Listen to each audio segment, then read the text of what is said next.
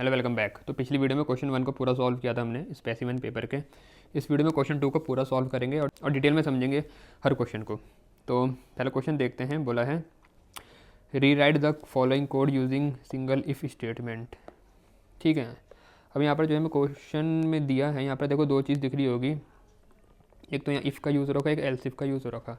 Simple सी चीज़ याद रखना, दोनों काम क्या कर रहे हैं, एक ही काम कर रहे हैं, दोनों ग्रीन प्रिंट करा रहे हैं। तो भाई जब काम एक ही कराना है तो दो का यूज़ क्यों करना। तो उन्होंने वही बोला क्वेश्चन में कि हमें इसे रीराइट करके एक इफ़ स्टेटमेंट का यूज़ करना है। तो कैसे करेंगे, ऐसे करेंगे, इफ़ कोड इक्वल टू जी। अगर कोड जी होता है तो क्या प्रिंट करना है, ग्रीन, और कैपिटल जी होता है तो भी ग्रीन प्रिंट करना है। तो हम यहाँ लिख देंगे और, ये और का सिंबल है, और का सिंबल, ये वाले और का जो इंग्लिश का और होता है, मतलब कोड या तो छोटा जी हो या कोड क्या हो, कैपिटल जी हो। अगर ऐसा होता है तो क्या करना है, system dot out dot print L green. ठीक है, ये बनेगा तुम्हारा जो फाइनल आंसर है। समझ में आ रहा है ना। इसमें एक और चीज़ है, जो यहाँ पर मैंने ये कर्ली ब्रेसेस लगाए हैं, तुम इसे लगाओ या ना लगाओ उससे फ़र्क नहीं पड़ेगा, क्योंकि सिंगल स्टेटमेंट जब हम लिखते हैं तो हमें ज़रूरत नहीं होती, मतलब लगा भी सकते हो नहीं भी लगा सकते हो, तो दोनों ठीक है। ठीक है, तो तभी तुम्हें इसलिए क्वेश्चन में दिख भी रहे होंगे उन्होंने यहाँ पर कहीं पर भी कर्ली ब्रेसेस नहीं लगाए। ये मैं इसलिए बता रहा हूँ क्योंकि आगे एक और क्वेश्चन आने वाला है, तो कई बच्चों को ये नहीं पता होता है, वो कन्फ्यूज़ होते हैं, तो इसलिए पहले मैंने क्लियर कर दिया। आगे बढ़ते हैं। बोला है evaluate the given expression when the value of a 2 और बी 3 है। भाई इसको सॉल्व करो बोल रहा है, वो सीधी सी बात है, जब ए की वैल्यू 2 है और बी की वैल्यू 3 है। ठीक है ना। तो पहले मैं इसको और सिंप्लीफाई करके लिख देता हूँ। लिखा है बी इंटू, ये लिखने की बजाय मैं तुम्हें पहले एक चीज़ याद दिलाता हूँ। पिछली वीडियो में मैंने तुम्हें शॉर्ट हैंड ऑपरेटर पढ़ाए थे, अगर याद है तो बहुत अच्छी बात है, नहीं है तो फटाफट से देख लो। ये मैंने बताया था, जैसे कभी भी x equal to x plus 2 लिखा होता है तो उसका मतलब होता है x प्लस इक्वल टू 2, या x प्लस इक्वल टू 2 लिखा है तो उसका मतलब होता है x equal to x plus 2। इसी प्रकार से मल्टीप्लाई के लिए भी होता है, माइनस के लिए भी, मॉडुलस के लिए भी और डिवीजन के लिए भी। ये मैं क्यों बता रहा हूँ, क्योंकि तुम्हें अभी यहाँ पर जो क्वेश्चन आया है, यहाँ पर एक चीज़ दिखेगी कि यहाँ पर b इंटू इक्वल टू लिखा है। तो भाई इसको सॉल्व करने से पहले इसे सिंप्लीफाई भी तो करना पड़ेगा कि जो ये लिखा है इसका मतलब क्या है। ठीक है, तो पहले वो कर लें। तो देखो अब इसको सिंप्लीफाई करके लिखते हैं, तो ये कुछ ऐसा बनेगा, b equal to b into जो तुम्हारा ये वैल्यू दे रखी a प्लस, ये समझ में तो आया ना। थोड़ा सा शॉर्ट में समझाता हूँ। अगर कोई चीज़ ऐसे लिखी है b equal to b plus 2, इसको ऐसे भी लिख सकता हूँ b प्लस इक्वल टू 2, सिर्फ समझाने के लिए एग्जांपल ले रहा हूँ। उसी प्रकार से अगर यहाँ लिखा है b इंटू इक्वल टू ए, या चलो इसको इंटू बना लो तो ये इंटू बन जाएगा। तो अगर ऐसे लिखा है b into equal to a, तो इसका मतलब यही होता है कि b equal to b into जो ये पूरी चीज़ है, तो वही हुआ b equal to b into जो ये पूरा उसके सामने दे रखा है। इस प्रकार से हुआ, काम आता है यहाँ पर वैल्यू डालने का। ठीक है, तो इतना करने के बाद अब उन्होंने बोला है यहाँ पर a की वैल्यू है 2 और b की वैल्यू है 3। ठीक है जी, तो b की वैल्यू अगर 3 है तो यहाँ पर आ जाएगा b की जगह पे 3 इंटू, यहाँ पर भी b पर अभी क्या आएगा, 3 आएगा। ठीक है ना, यहाँ पर b है उसकी जगह 3 आ गया, यहाँ भी 3 इंटू अंदर है a, तो a की वैल्यू है 2। अब यहाँ पर तुम्हें दिख रहा होगा a प्लस प्लस लिखा है, तो एक चीज़ यहाँ पर भी याद रखना, जैसे मैंने ये बनाया एक बॉक्स, यहाँ ये a के लिए बना रखा है और एक मैंने बनाया b के लिए। ये a प्लस प्लस का मतलब होता है पहले a में वैल्यू डालो, उसके बाद वैल्यू को 1 से इंक्रीज़ करो। तो भाई अभी a की करंट वैल्यू क्या है, क्वेश्चन में दी है 2, तो यहाँ पर आएगा तो 2, लेकिन उसके बाद जैसे यहाँ 2 आया, a प्लस प्लस लिखा था क्योंकि अब a की जो नई वैल्यू है वो 3 बन गई होगी। तो मैं उसको सिर्फ यहाँ तुम्हें समझाने के लिए साइड में स्टोर करके लिख रहा हूँ। अब वो 3 बन गई है, बट यहाँ पर 2 ही आएगी क्योंकि पहले 2 आई उसके बाद प्लस प्लस हुआ, तो अब a की वैल्यू 3 बनेगी। कहने का मतलब ये है कि अब आगे कहीं पर भी a का यूज़ करूँगा तो वो 3 होगी। ठीक है ना, बात समझ में आई। माइनस का साइन आया, फिर था प्लस प्लस b, अब ये साइन पहले आ रहा है उसके बाद b आ रहा है। ठीक है, a के केस में था कि a पहले आया था फिर प्लस प्लस आया था, यहाँ पर प्लस प्लस पहले आ रहा है तो पहले वैल्यू बढ़ जाएगी। तो वैल्यू अगर b की 3 है क्वेश्चन में दी हुई, तो पहले बढ़ेगी, पहले 4 हो गई, तब जाके वेरिएबल में घुसेगी, तो यहाँ आया 4, फिर आया प्लस, फिर प्लस प्लस a। अब यहाँ पर प्लस प्लस का साइन पहले है तो पहले वैल्यू बढ़ेगी, तो ए की पुरानी वैल्यू 3 थी, पहले बढ़ गई वो 4 बन गई। अब 4 बनने के बाद ए में गई।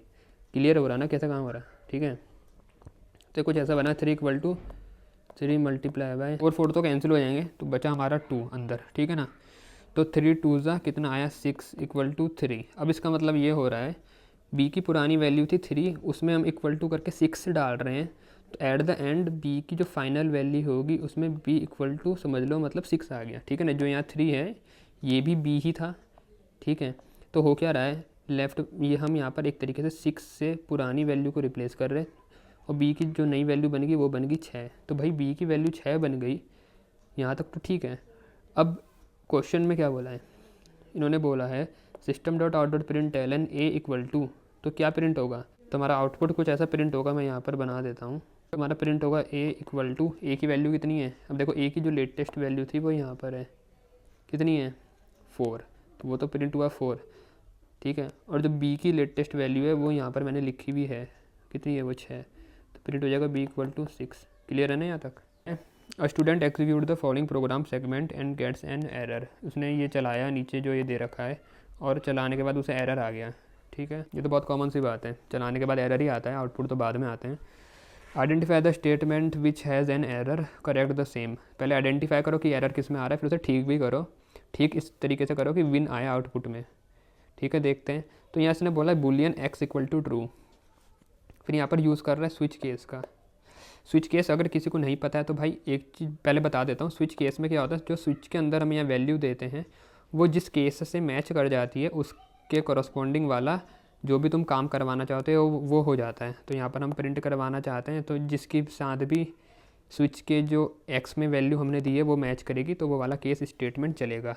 लेकिन ट्विस्ट यहाँ पर ये है कि हम यहाँ पर बूलियन वैल्यू दे रहे हैं, दिख रहा है भाई, ये बूलियन एक्स वेरिएबल ले रखा है, जबकि स्विच में हम बूलियन वैल्यू नहीं देते हैं, इंटीजर वैल्यू होनी चाहिए यहाँ पर।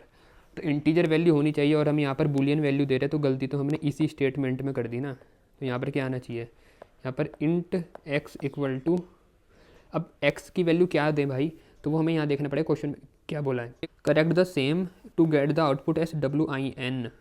तो हम इसमें मैं क्या करूँ कि WIN आ जाए, तो WIN के कॉरस्पॉन्डिंग मतलब कौन से केस में WIN है, तो विन प्रिंट होगा कब, जब केस 1 चलेगा। तो भाई स्विच के अंदर जो ये x की वैल्यू है ये भी 1 होनी चाहिए, तो इसलिए मैं x में दूंगा 1। तो ऑटोमेटिक x में 1 दिया, स्विच के इस वेरिएबल के अंदर 1 आ गया, और उसके बाद अगर यहाँ 1 आ गया तो केस 1 है जो मेरा ये वाला वो चलेगा और वो प्रिंट कर देगा विन। तो बस इतनी सी इसमें प्रॉब्लम थी जो ठीक करनी थी। समझ में आ रहा ना? आगे बढ़ते हैं 4th वाले पे। बोलता है right the Java expression for. तो हम यहाँ देखते हैं पहले हो क्या रहा है। यहाँ पर हमें दिख रहा है कि क्यूब रूट हो रहा है, किसका, क्यूब रूट x का हो रहा है, उसके बाद प्लस कर रहे हैं स्क्वायर रूट y का होके, ठीक है ना, इन दो का एडिशन हो रहा है। तो उसके लिए एक फंक्शन है, ये तो मैं तुम्हें सिर्फ समझाने के लिए लिखा है, लेकिन करना क्या है हमें, एक फंक्शन है, ठीक है मैथ क्लास का, वो है मैथ डॉट, इसका क्या हो रहा है क्यूब रूट, तो क्यूब रूट से ही नाम रखा है इसका CBRT मतलब क्यूब रूट। इसके अंदर हम वैल्यू देते हैं कि भाई किसका करना है, तो हमें x का करना है। तो ये जो मैथ डॉट CBRT है ये x का क्यूब रूट निकालेगा, तो इतना पोर्शन इसने कर दिया, फिर प्लस लगाएंगे, फिर y का स्क्वायर रूट निकालना है, तो मैथ डॉट स्क्वायर रूट के लिए SQRT है और किसका y का, तो ये बना, तो math dot CBRT plus math dot SQRT y करेंगे, तो ये हो गया जावा एक्सप्रेशन। अगले क्वेश्चन पे आते हैं, 5th वाले में बोलता है how many times will the following loop execute, कितनी बार ये लूप चलेगा, right the output of the code. ठीक है, अब यहाँ पर है x = 10, ठीक है भाई, एक x नाम का वेरिएबल है उसमें 10 वैल्यू दे दी। फिर बोलता है वाइल ट्रू। अब यहाँ पर वाइल के अंदर ट्रू दिया है, ट्रू का मतलब सिंपल सा इतना समझ लो, जब भी हम वाइल के अंदर अगर ट्रू दे देते हैं तो ये लूप चलता रहेगा जब तक हम इसे खुद किसी तरीके से बंद ना करें। ठीक है, तो हम अंदर बंद करने का हमने जुगाड़ कर रखा है यहाँ ब्रेक लगा करके, पर ये ब्रेक तब लगेगा जब ये इफ़ वाली कंडीशन ट्रू होगी, जब ये इफ़ वाली कंडीशन सही होगी तब ये ब्रेक लगेगा। ठीक है ना यहाँ तक।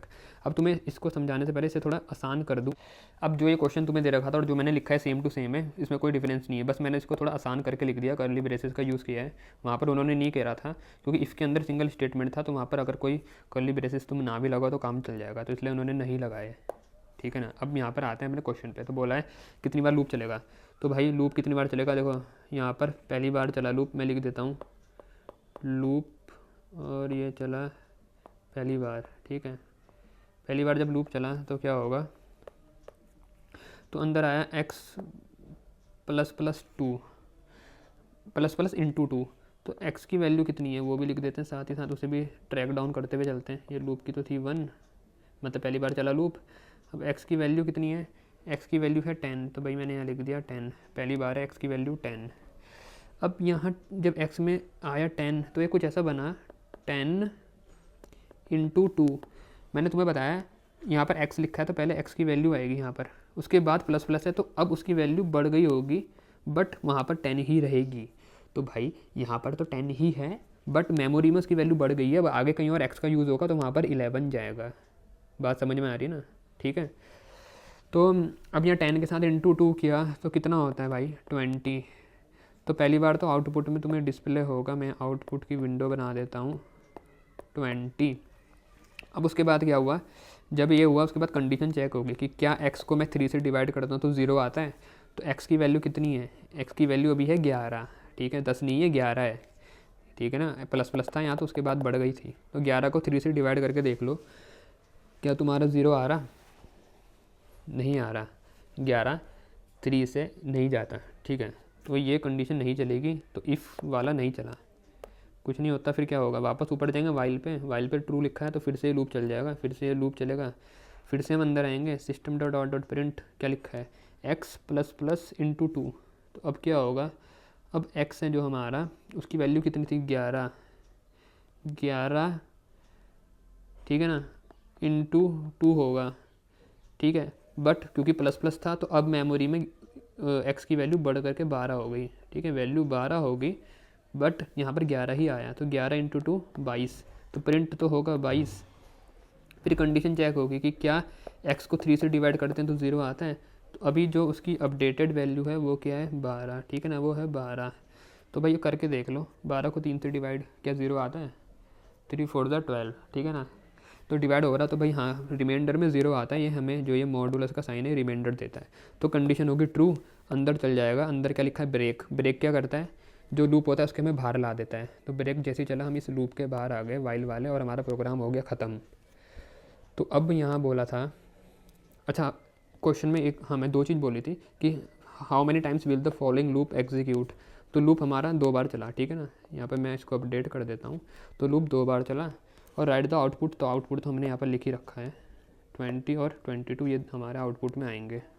समझ में आ गया ना किस तरीके से प्रोग्राम काम कर रहा है, ठीक है। आगे बढ़ते हैं, अगला वाला पार्ट है right the output of the following string method.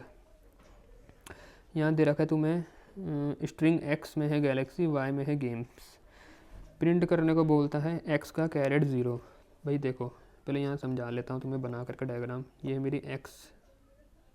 मेरी x मतलब x स्ट्रिंग बहुत तेज़ हो गए बच्चे लोग हैं, गैलेक्सी, ऐसी y भी बना देता हूँ, थोड़ा इंडेक्स भी डाल देते हैं इन पर।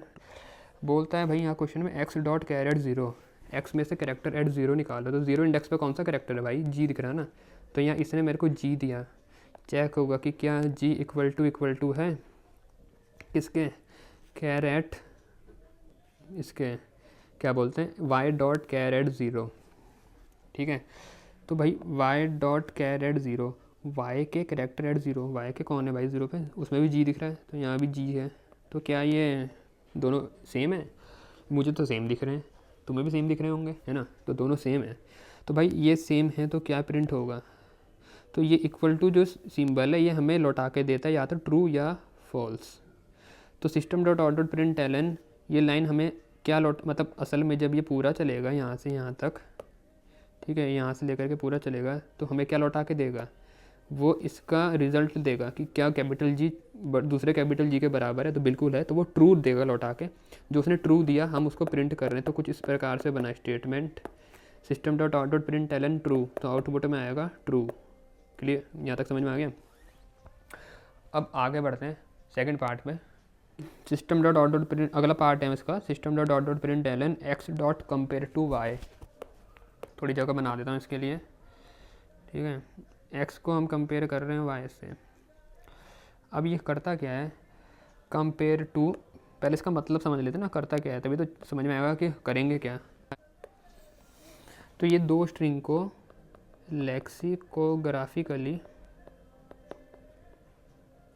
कंपेयर करता है। अब ये क्या अजीब सा शब्द लिख दिया, समझाता हूँ इसका मतलब क्या है।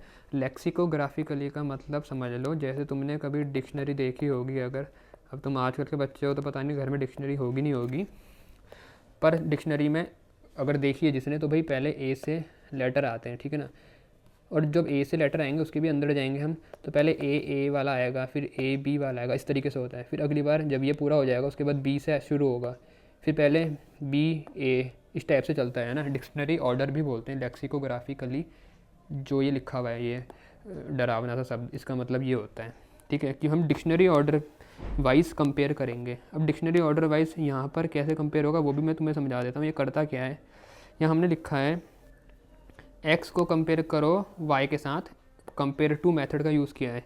तो मैं x को और y को लिख देता हूँ यहाँ पर, ज़रा समझने में आसानी रहेगी। तो यहाँ पर है गैलेक्सी, तो x पहले है, बाद में कंपेयर टू के अंदर y आ रहा है।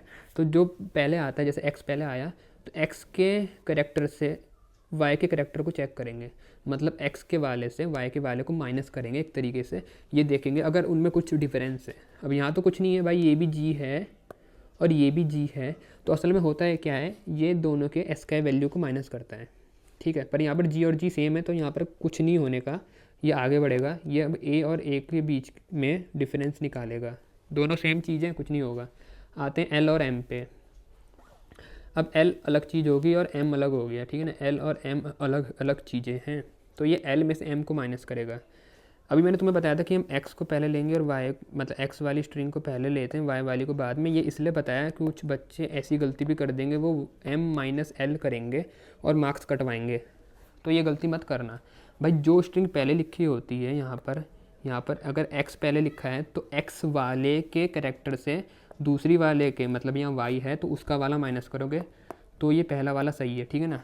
अब यहाँ l-m जो कर रहा हूँ मैं, यहाँ पर इनकी SK वैल्यू माइनस होती है। अब तुम बोलोगे तुम्हें SK वैल्यू नहीं पता, तो भाई सिंपल सी चीज़ याद रखना, 2 की SK वैल्यू याद कर लो। कैपिटल A की होती है 65, छोटे a की होती है 97, ठीक है।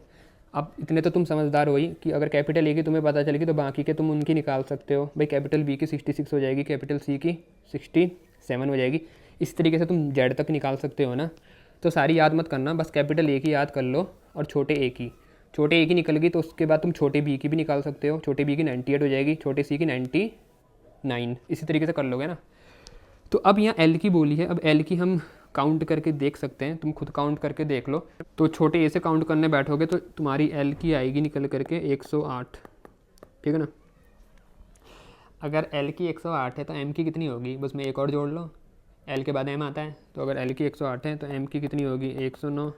तो अगर मैं यहाँ 108 में से 109 माइनस करूँ तो कितना आएगा, -1 आएगा ना आंसर। तो भाई मेरा आंसर आया क्या, -1। अब मैं तुम्हें एक शॉर्टकट, ये तो मेरा आ गया आंसर -1 आउटपुट में। अब मैं तुम्हें एक शॉर्टकट तरीका बताता हूँ। शॉर्टकट क्या होगा इसमें, जैसे यहाँ पर देखो, यहाँ पर मैं 2 करैक्टर माइनस कर रहा हूँ, l और m, ठीक है ना।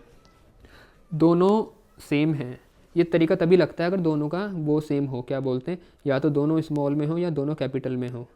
तब तुम डायरेक्ट क्या कर सकते हो, जैसे यहाँ l है और यहाँ m है, तो l और m में l पहले आता है, ठीक है ना। तो l में से अगर मैं m को माइनस करूँ तो ये तो कॉमन सी बात है ना भाई, अगर l पहले आता है m बाद में आता है तो m की पोजीशन उससे 1 नंबर ज़्यादा होगी। तो अगर l में से m को माइनस करूँगा तो सीधी सी बात है मेरा आंसर -1 आएगा। मतलब ये शॉर्टकट तरीका है, लेकिन यहाँ पर थोड़ी कॉमन सेंस लगानी है। तो जिसके समझ में आ रहा है वही करना, वरना तुम ये लॉन्ग कट वाला कर लेना भाई, आंसर गलत नहीं होना चाहिए, ठीक है ना। समझ में आ रहा, एक बार फिर से बता देता हूँ। शॉर्टकट में ये है कि तुम्हारा अगर केस सेम है, ये सिर्फ शॉर्टकट या तो तुम्हारे स्मॉल केस वालों के बीच में लगेगा या कैपिटल वालों के बीच में, जब तुम्हारे दोनों कैपिटल हो या दोनों स्मॉल हो, या डिजिट हो, डिजिट मतलब 0 से 9 तक हो, तो उन्हीं के बीच में लगेगा, क्योंकि ये सीक्वेंस में चलते हैं। तो अगर जैसे यहाँ पर L था और यहाँ पर M था, दोनों स्मॉल में थे, तो तभी मैं कह रहा हूँ कि भाई L के बाद M आता है। एक और चीज़ बोलूँगा, जब तुम याद करोगे SK वैल्यू कैपिटल A की स्मॉल a की, तो वैसे तो क्वेश्चन जितने भी बनेंगे इन्हीं के बनते हैं, मतलब जो भी एस के वैल्यू से रिलेटेड होंगे उनमें तुम्हें कैपिटल ए से कैपिटल जेड और स्मॉल ए से स्मॉल जेड तक की ही ज़रूरत पड़ती है। लेकिन फिर भी अगर करना चाहते तो एक बार डिजिट की भी कर लेना, ज़ीरो की कर लेना, इसके वैल्यू क्या होती है याद, ठीक है ना। तो ज़ीरो से लेके तुम 9 तक के उसी तरीके से निकाल सकते हो। ज़ीरो की जो भी होगी उसमें तुम 1 ऐड करोगे तो 1 की मिल जाएगी, उसमें एक और ऐड करोगे 1 तो 2 की मिल जाएगी। इस तरीके से तुम उनकी भी निकाल सकते हो, पर ये बहुत रेयरली इनकी यूज़ में आती है तो कैपिटल ए से कैपिटल जेड और स्मॉल ए से स्मॉल जेड तक की, ठीक है। आगे बढ़ते हैं। अगला क्वेश्चन बोला है predict the output of the following code snippet, बोलता है कि जो तुम्हें कोड का स्निपेट दिखा रखा है इसका आउटपुट बताओ, ठीक है। बताते हैं। तो कैर C H equal to B, तो भाई सी एच नाम का करेक्टर वेरिएबल है, उसमें बी डाल दिया। अब यहाँ पर हम क्या कर रहे हैं, character dot to lower case method की मदद से सी एच को छोटा कर दिया और सी एच आर में डाल दिया। तो सी एच आर में छोटा बी आ गया होगा, जबकि सी एच में क्या था, बड़ा बी था, ठीक है। अब इसके बाद कुछ हो रहा है यहाँ पर, कुछ तो हो रहा है, अब देखते हैं क्या हो रहा है। n equal to int c h r minus 10 हो रहा है। मैं समझाता हूँ क्या हो रहा है। यहाँ पर इन्होंने क्या करा, सी एच आर में पहले तो 10 माइनस करा। ये जो ब्रैकेट में तुम्हें इंट दिख रहा है ना, इसको बोलते हैं टाइप कास्टिंग। टाइप कास्टिंग का मतलब ये होता है जो ब्रैकेट के अंदर लिखा है डेटा टाइप, हम उसके सामने वाले को इंटीजर में कन्वर्ट कर रहे हैं और कुछ नहीं। तो उसके सामने वाले को कन्वर्ट करने से पहले सॉल्व भी तो करेंगे भाई। तो सी एच आर में से अगर मैं 10 माइनस कर दूँ, अब तुम बोलोगे भाई सी एच आर की वैल्यू तो बी है, तो बी में से 10 माइनस कैसे करोगे। याद रखना, जब भी कैरेक्टर में से कोई हम इंटीजर माइनस करने बैठते हैं, मतलब यहाँ कुछ ऐसा बनेगा ना, इंट यहाँ पर बनेगा बी माइनस क्या है हमारा 10 है ना, कुछ ऐसा बनेगा। तो ऑटोमेटिकली जावा इस बी को उसकी एस के वैल्यू में इंटरनली कन्वर्ट कर देता है, ठीक है। अभी थोड़ी देर पहले एक ही मैंने बताई थी एस के वैल्यू तुम्हें 97, ठीक है ना, तभी मैं बोल रहा था याद कर लेना। तो बी की कितनी होगी 98, तो ऑटोमेटिकली अंदर क्या हुआ, ये कुछ ऐसा हुआ इंट 98 माइनस 10। तो पहले ये सॉल्व होगा तो ये बना 88 को ये इंटीजर में कन्वर्ट करने की बात कर रहा है n इक्वल टू, तो इंटीजर में कन्वर्ट करेगा, वो 88 वैल्यू इंटीजर है तो वो कुछ नहीं होगा, वो n इक्वल टू 88 रहा। तो भाई n में आगे 88, बहुत अच्छी बात है। अब प्रिंट क्या कर रहे हैं वो देख लेते हैं। System dot out dot print ln करा उसने यहाँ कैर n प्लस फिर एक टैब स्पेस मारता है और उसके बाद प्लस सी एच आर। तो यहाँ पर भाई क्या हो रहा है अब देख लेते हैं। यहाँ पर फिर से टाइप कास्टिंग कर रहा है, वो करेक्टर में कन्वर्ट कर रहा है, किसको, n को। तो ये कुछ ऐसा हुआ, system dot out dot print ln यहाँ पर मतलब ये करना चाह रहा है 88 को कैरेक्टर में कन्वर्ट, ऐसा बना। प्लस यहाँ पर एक टैब का स्पेस आ जाएगा, मतलब एक थोड़ा गैप आ जाएगा 4 स्पेस के बराबर, और कुछ नहीं है इसका मतलब। सी एच आर प्लस यहाँ पर सी एच आर है हमारा, कितना था, बी था स्मॉल में, तो यहाँ पर आया ऐसा कुछ, ये हुआ बंद।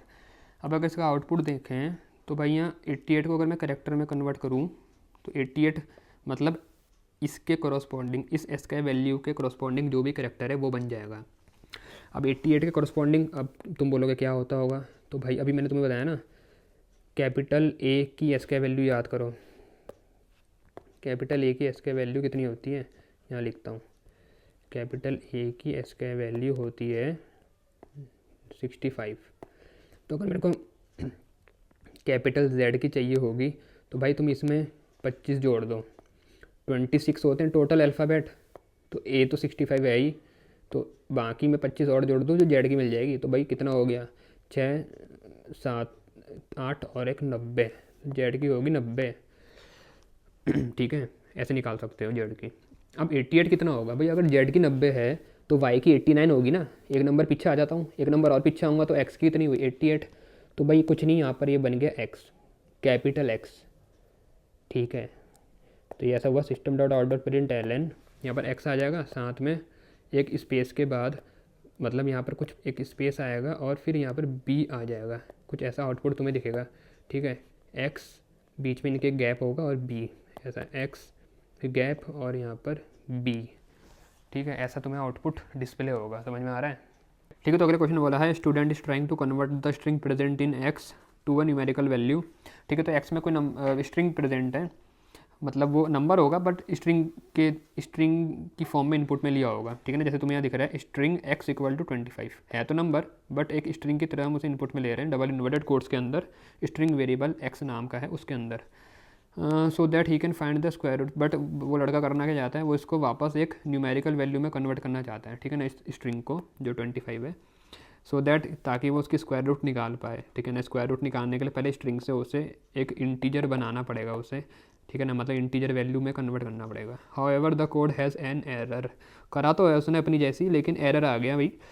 तो बोलता है नेम द एरर, कि एरर आ गया तो अब यही बता दो कि कौन सा एरर आ गया है, सिंटैक्स है, लॉजिकल है या रन टाइम एरर है, और उसके बाद करेक्ट भी कर दो कोड को ताकि वो चल जाए ढंग से। ठीक है। तो ये दो काम करने, देखते हैं फिर कैसे करेंगे।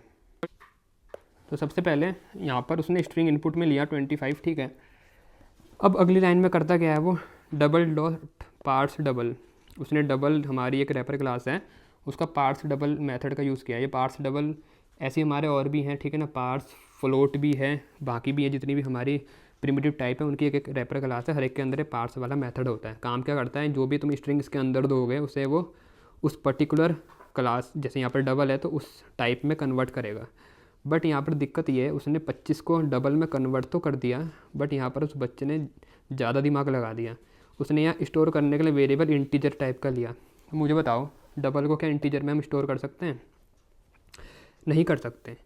और मैंने ट्राई भी कर रखा तुम लोगों के लिए, तो यहाँ नीचे एरर भी देख लो, incompatible type possible lossy conversion from double to int. क्योंकि डबल में जो वैल्यू आती है वो पॉइंट में आती है, तो अगर हम उसे इंटीजर में कन्वर्ट करेंगे तो पॉइंट वाली वैल्यू हमारी लॉस हो जाएगी, या वो डेटा ऐसे एक तरीके से समझ लो कि ये लॉसी कन्वर्जन हम कर रहे हैं। तो उसने वही बोला एरर में, और ये कन्वर्ट नहीं हुआ।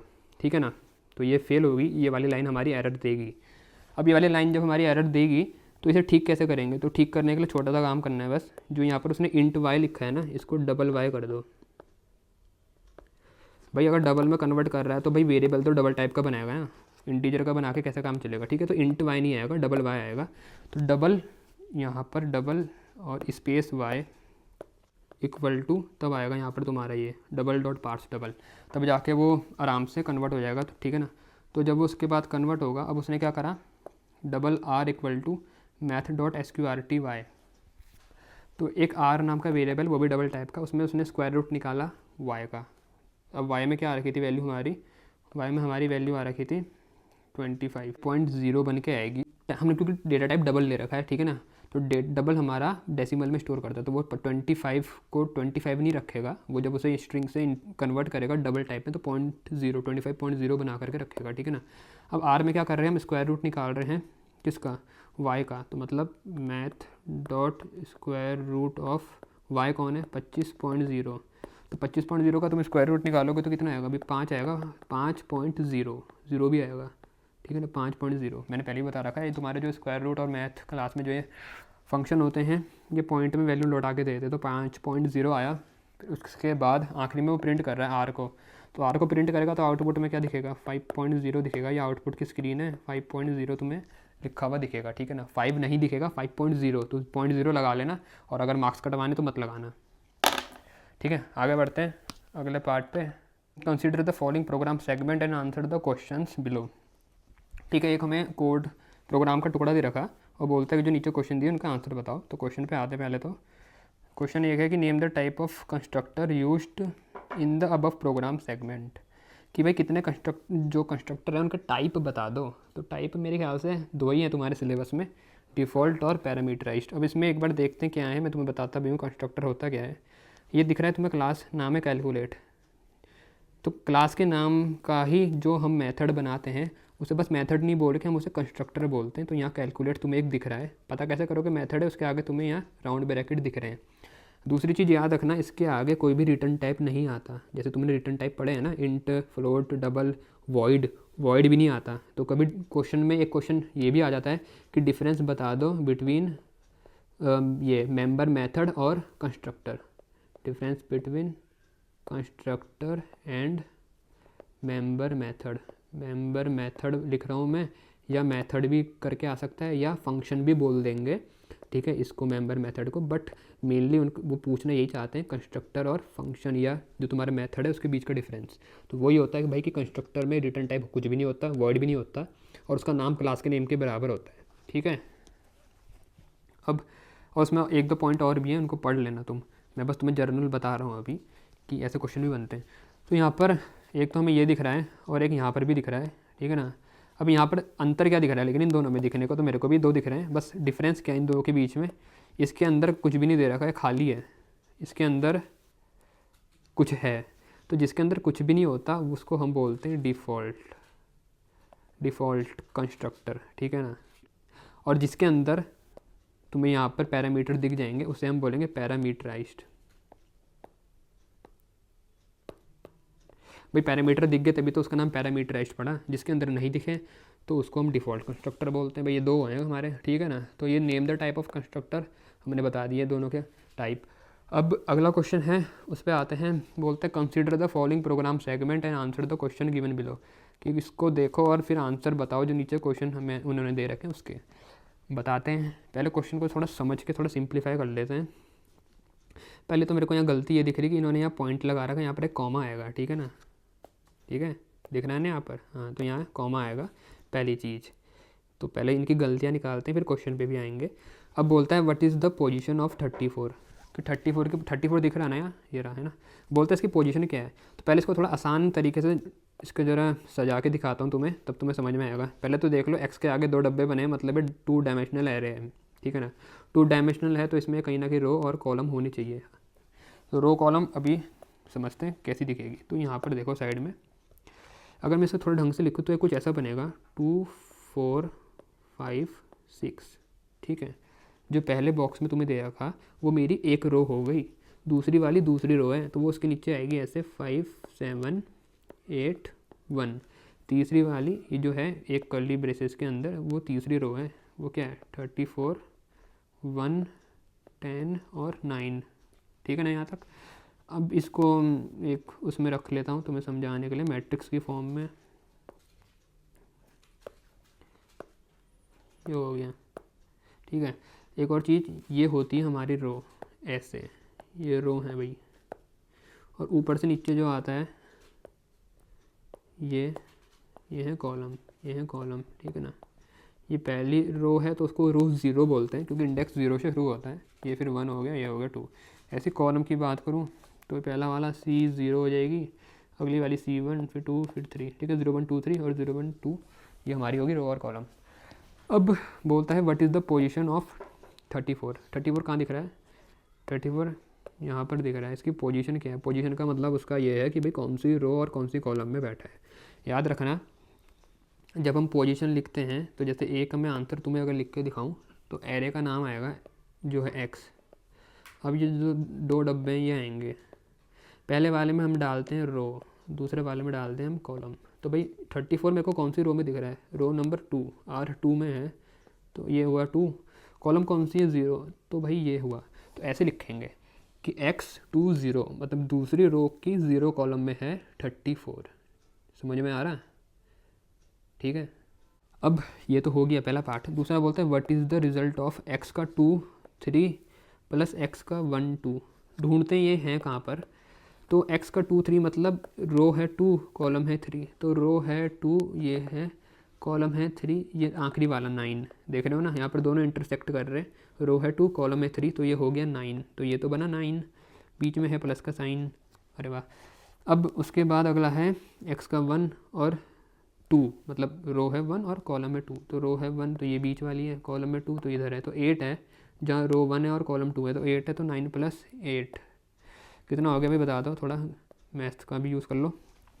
कितना हो गया, 17 हो रहा ना, ठीक है जी। तो ये हुआ 17। अब उसके बाद बस हो गया, ये इसका आंसर आ गया, व्हाट इज़ द पोजीशन भी निकाल दी और ये भी हमने निकाल लिया। तो अब ये तो हमने कर दिया, ठीक है।